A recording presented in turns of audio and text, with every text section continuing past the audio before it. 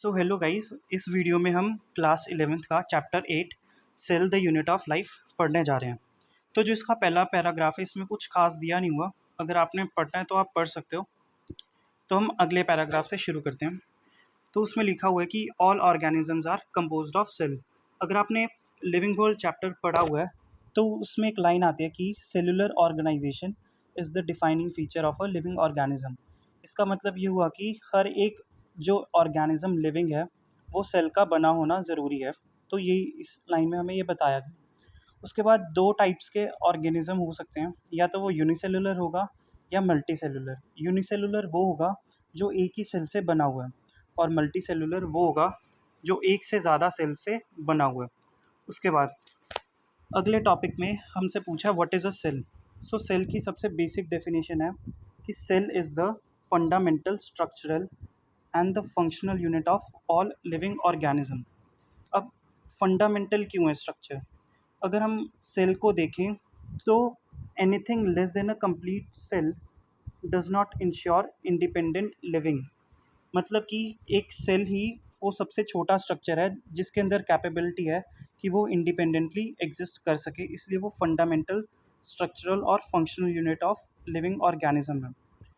उसके बाद unicellular organisms भी जो हैं इंडिपेंडेंट एग्जिस्टेंस शो करते हैं और अपने परफॉर्मिंग एसेंशियल फंक्शंस भी परफॉर्म कर सकते हैं। जैसे कि हम एक बैक्टीरिया ले लें, एक बैक्टीरिया यूनिसेलुलर है।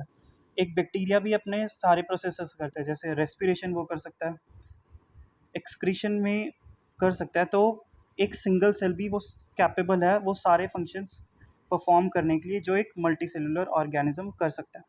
उसके बाद नेक्स्ट पैराग्राफ में हमें डिस्कवरीज़ के बारे में दिया हुआ है, जिसमें बेसिकली 3 डिस्कवरीज़ हैं। एक आती है डिस्कवरी ऑफ अ सेल।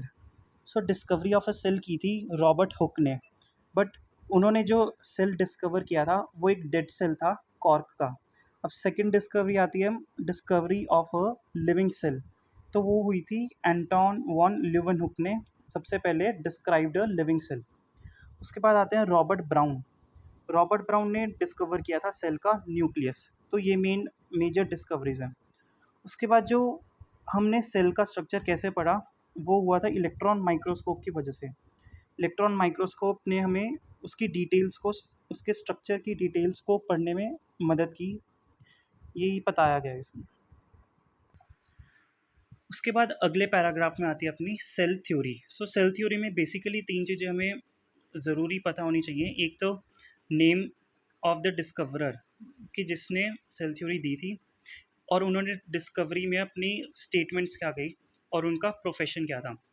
जैसे इन 1838 मैथियास केल्डन, जो कि एक जर्मन बॉटनिस्ट थे, उन्होंने प्लांट्स की स्टडी की और उन्होंने स्टेटमेंट दी थी कि all plants are composed of different kinds of cell जो कि कंबाइन होकर बनाते हैं टिश्यूज़। सो ये स्टेटमेंट बहुत इंपॉर्टेंट है और इसमें क्वेश्चंस भी बढ़िया आराम से बन सकते हैं।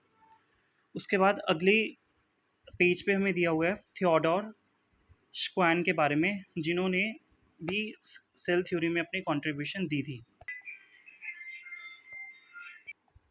उसके बाद स्क्वान के आते हैं। स्क्वान 1839। स्क्वान एक ब्रिटिश जूलॉजिस्ट थे और उन्होंने एनिमल सेल्स पे काम किया था।